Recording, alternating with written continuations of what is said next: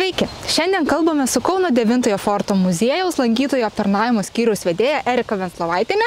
Ir Erika, mes šiandien pakalbinsim apie tai, ką reikėtų žinoti prieš apsilankant muziejuje ir galbūt kokių netikėčiausių klausimų muziejaus darbuotojai sulaukia. Erika, pradėkim gal nuo to, kad įsivaizduokim, jog esu lankytojas, kuris pirmą kartą planuoja apsilankyti Kauno 9 forto muziejuje. Ką man reikėtų žinoti? Taip, tai visų pirma, turbūt reikėtų žinoti, jog ši vieta yra memorialinė vieta. Čia 1941–1944 metų laikotarpiu buvo nužudyta apie 50 000 žmonių.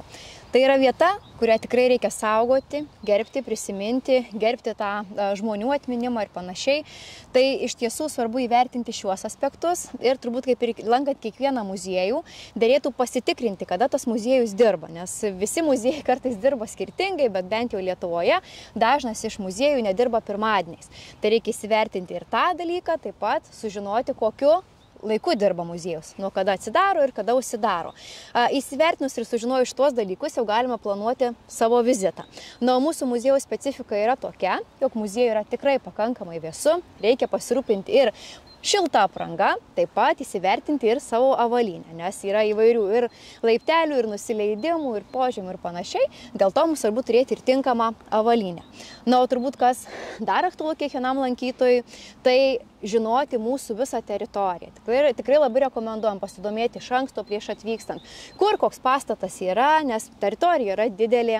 Taip pat, jeigu kyla klausimų, galima ir paskambinti muziejaus telefonu ar susirasti informaciją muziejaus svetainėje. Tai tiesiog atvykti jau šiek tiek kažką žinant apie muziejų, kad būtų lengva, kad nereikėtų klaidžioti, na ir kad tiesiog tas mūsų vizitas būtų sklandus. Ir svarbiausia, kad į pirmą vietą, kurią reikėtų ateiti, tai yra mūsų muziejaus kasa adresu Žemaičių plentas 73 Kaunas. O Erika, ar dažnai būna lankytojų, kurie ateina taip apsirengę, kad jūs matot, jog jiem bus vėsoka ir nepatogu? Taip, tikrai būna. Aišku, tokių lankytojų turbūt niekas negali išvengti, ypatingai vasaros laikotarpiu, kai lauke yra plius 30, pas mus tikrai ekspozicijose tokio karščio nėra. Na, tai tenka juos apie tai perspėti kartais jau vietoje, na, tai kiti grįžta į automobilius, pasiėma savo striukes, džemperius ar dar ką turi greta, na, o kiti jau lankosi turbūt taip, kaip yra apsirengę, nes iš tiesų mes kiekvieno lankytojo laukiam, bet vien dėl to ir svarbu iš anksto išsiaiškinti, kokios tos sąlygos pas mus, kad nereiktų lankytojų nusivilti. Taip, o minėjai, kad muziejaus teritorija yra memorialinė vieta, todėl natūralu, kad turbūt yra tam tikros taisyklės, kurių reikėtų laikytis čia atvykus, ar ne? Taip, iš tiesų tų taisyklių tikrai turime įvairių ir, na, dažnu atveju jos sutampa su kitų muziejų taisyklėm, bet pas mus dar yra tokių išskirtinių. Tai jeigu kalbėsime apie bendras taisyklės ekspozicijose, tai kaip ir kituose muziejuose čia tikrai negalima valgyti, užkandžiauti ekspozicijose, taip pat nepriimame lankytojų apsvaigusių nuo alkoholio ar kitų psichotropinių medžiagų. Prašome lankytojų, kurie ateina su mažamečiais vaikais, juos prižiūrėti, nepalikti be priežiūros ir panašiai. Taip pat, kas labai svarbu, kad pas mus vėlgi labai dažnai žmonės atvykę mėgsta fotografuotis. Ir kartais tos fotosesijos yra asmeninės, sakykime, vestuvių, krikštynų ar nori nusifotografuoti žmonės tokioj teritorijoje ir savo automobilius. Tai vėlgi nepamirškime, kad tai yra memorialinė vieta, tokių fotosesijų čia vykdyti negalima. Taip pat komerciniais tikslais nesusitarus iš anksto su muziejaus administracija fotografavimų ir fotosesijų vykdyti taip pat negalima. Tačiau jeigu tu atvyksti kaip turistas, kaip lankytojas ir nori įsiamžinti ar nenori nusifotografuoti tau svarbias vietas ekspozicijoje asmeniniais tikslais, tu gali tą daryti. Tačiau kažkokių fotosesijų, apie kurias aš ką tik minėjau, tikrai vykdyti nerekomenduojame ir nelaukiame ir jų, kitaip sakant, negalima čia vykdyti. Kas dar turbūt aktualu, kadangi tai memorialinė vieta, reikia ne tik drausmės rimties, bet taip pat ir prisiminti lankytojams, kad negalima lipti ant muziejaus monumentų ar ne, ant įvairių memorialinių lentų ir kitur tiesiog vadovautis takelių nuorodomis, eiti ten, kur galima eiti ir nesavivaliauti. Tiesiog būtų labai svarbu, kad tas lankytojas žinotų savo ribas. Dar teritorija mūsų didelė, pasitaiko čia ir piknikaujančių, ir besideginančių, ir žvejojančių, nes turime irgi vandens telkinį. Tai taip pat to prašome nedaryti, dėl mano minėtų jau priežasčių. Na ir kas turbūt dar aktualu, reikia nepamiršti, kad mūsų muziejus yra didelis ir įsivertinti, jog užtruks laiko eiti nuo vietos iki vietos, ar ne, ir kad tikrai turi tas lankytojas apmastyti, apgalvoti, kaip tą padaryti kuo geriau. O kaip lankytojai reaguoja į muziejaus ir memorialinio komplekso taisyklės? Ar yra linkę jų laikytis? Dažnai supratingi žmonės tikrai yra linkę laikytis taisyklių ir atsiprašo, jeigu vis dėlto pažeidžia tas taisyklės, kas tikrai džiugina. Ir matome, kad žmonės sąmoningėja ir supranta, kokioje vietoje yra ir kur vis dėlto jie lankosi. Tačiau pasitaiko ir tokiu atveju, dėl kurių mūsų muziejaus darbuotojai tikrai turi daug iššūkių, turi vis priminti tas taisyklės, jas kartoti ir kartais net susidurti su tam tikrom konfliktiniam situacijom, kur žmonės nenori laikytis tų taisyklių. Kadangi jų pas mus yra daug, tikrai kartais prisiminti viską yra sunku, bet labai džiaugiamės, kad žmonės geronoriškėja ir nori, sakykime, bendradarbiauti ir laikytis taisyklių.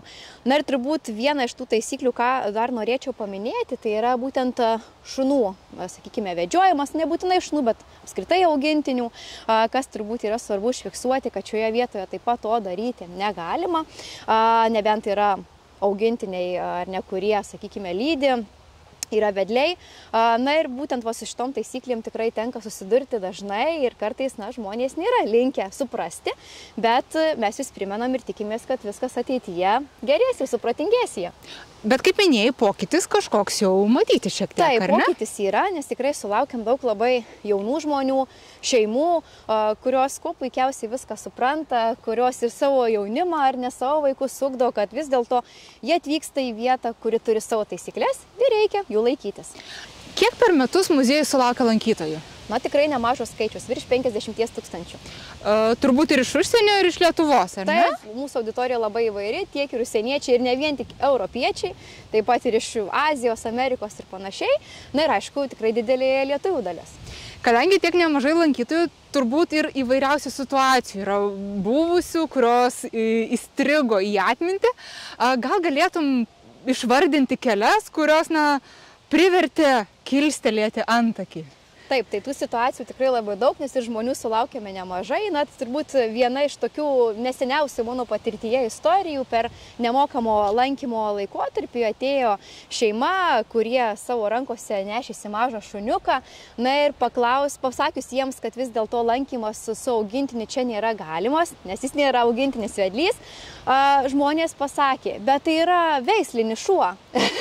Kodėl tai yra blogai? Nes yra veislinis, nepaprastas. Tai tikrai kartais tie tokie klausimai, pasakymai verčia kilstelti antakį ar ne ir pagalvoti vis dėlto, galbūt tos taisyklės žmonėm, nežinau, iki galo nėra suprantamos, arba jie bando būdų išvengti ar ne kažkaip, arba bando ieškoti spragų, kaip vis dėlto praeiti ar ne tą taisyklę apeiti ją. Tai jokios nuolaidos veisliniam šunim nedarome. Tik vedliam, ar ne? Taip, tik vedliams. Kaip matome, bevaikščiodamas muziejaus teritorija iš tikrųjų labai didelė. Joje yra ir meno kūrinių, ir įvairiausių statinių. Ir čia pasivaikščioti gali būti labai malonu, bet, kaip matom, gali būti netgi šiek tiek pavojinga vietomis, ar ne?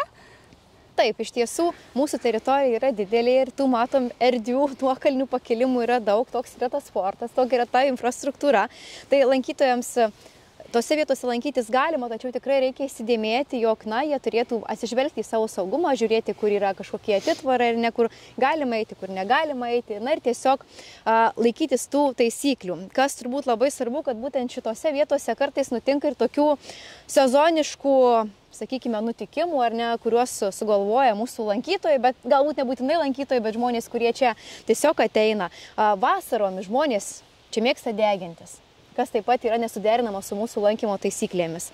Saulės voniom čia vis dėlto mėgautis tikrai nėra vieta. Vykite tą daryti į pležą, galėčiau tai pasakyti lankytojams. O žiemos, sakykime, laikotarpį vėlgi, ne tik, kad yra slidu, bet žmonės, matydami tą visą reljefą, nori ar ne išbandyti žiemos pramogas, nučiuožti su rogutėm, atsivedat čia vaikus ir panašiai. Tai taip pat nėra galima. Yra tokiu atveju buvę, kad net ir mūsų tam tikrus instaliacijas meno kūrinių žmonės taip darydami ar ne, yra sugadinę. Tai vėlgi ir patys lankytojai turi žinoti, kad tai yra saugos klausimai ir tai yra atsakingi jie patys ar ne už tą saugumą. Ir taip pat žinoti, kad šita teritorija yra vėlgi mano minėta memorialinė vieta, muziejaus ar ne vieta, kur tokių dalykų tikrai mes nelaukime. Tai nerekomenduojame žmonėms taip daryti ir žiūrėti savo saugumą yra pats pirmiausias dalykas. Taigi elgtis pagarbiai ir didesnio atidumo. Tikrai taip, tikrai taip. Pasakoja apie klausimus, kuriais lankytojai nustebina muziejaus darbuotojus, o ar yra kažkas, dėl ko lankytojai atvykę į muziejų nustemba? Tikrai taip yra ir visai nesenas atvejis buvo man pačiai dirbant su kolektyvu, aptarnaujant lankytojus, priemant juos, duodant lankytojo bilietus ir panašiai. Tai buvo nemokamas sekmadienio lankymas, kas įprasta yra pas mus Lietuvoje muziejuje. Na ir atėjo užsieniečiai, jie tikrai labai nustebo, jie sakė, vau, jų pas jus yra tokia diena, ačiū jums, mes tokie laimingi, kad galim nemokamai aplankyti šitą vietą ir šitą muziejų. Ir iš tiesų, kaip papasakojau, kad ne tik šis muziejus, ar ne, bet ir kiti kultūros ministerijai priklausantis muziejai taiko tokią praktiką, jie nusprendė apsilankyti ir kitose muziejuose. Tai aš tikiu, kad jie pamatė labai daug ir apie mūsų šalį susidarė labai gerą įspūdį. Labai smagu, vadinasi, ne tik istorijos žinių gavo, bet ir galės praplėsti savo akiratį apsilankydami kitose muziejuose. Tikrai taip. Erika, muziejus sulaukia tikrai nemažai lankytojų, teritorija didelė, turbūt tenka rasti ir nemažai daiktų be savininkų, ar ne? Tikrai taip, daiktų be savininkų randame ir ganėtinai dažnai ir tie daiktai būna labai įvairūs. O ko dažniausiai tenka rasti, kokių radinių? Tikrai labai įvairių, nuo paprastų dalykų kaip apyrankė, kažkoks pakabukas, bibliotekos kortelė, piniginė, kas labai dažnai atsitinka, taip pat net telefonas ar planšetinis kompiuteris. O koks tokių daiktų likimas dažniausiai būna?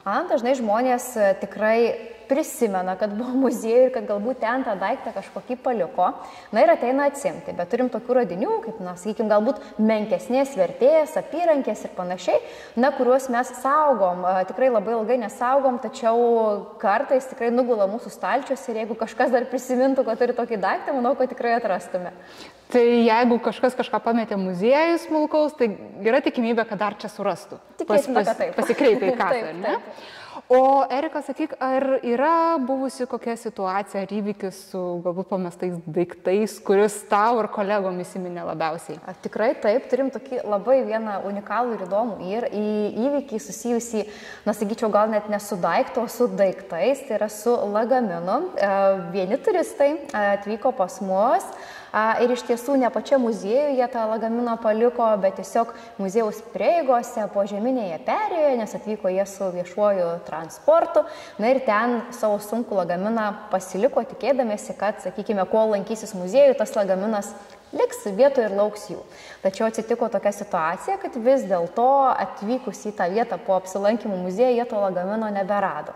Na ir aišku, tą situaciją teko susidoroti mūsų darbuotojams, būtent kolegos tą istoriją ir pasakojo, kad teko kreiptis ir į policiją, to lagamino ieškoti. Ačiū Dievui, tas lagaminas buvo surastas, bet tikėtina, kažkas praeidamas pamatęs, sakykime, tokį paliktą ar ne lagaminą, jį kažkur nusitempė tolėliau nuo tos vietos, kuris buvo paliktas. Na ir aišku, be vaikščiant po visą teritoriją buvo rastas jisai, daiktai nebuvo dingę, viskas kaip ir buvo sėkmingai, tačiau turistai iš užsienio tikrai turėjo daug streso. Na, bet aišku, iš tiesų galbūt nepagalvojo, kad tos daiktus ir lagaminus galima pasilikti pas mus muziejuje. Šiuo metu tikrai turime puikią infrastruktūrą daiktams pasilikti.